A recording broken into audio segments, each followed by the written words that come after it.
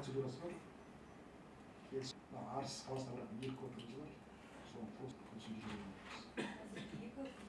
Жауын шашын өте көп болуына байланысты күрделі жөндеуден бөлек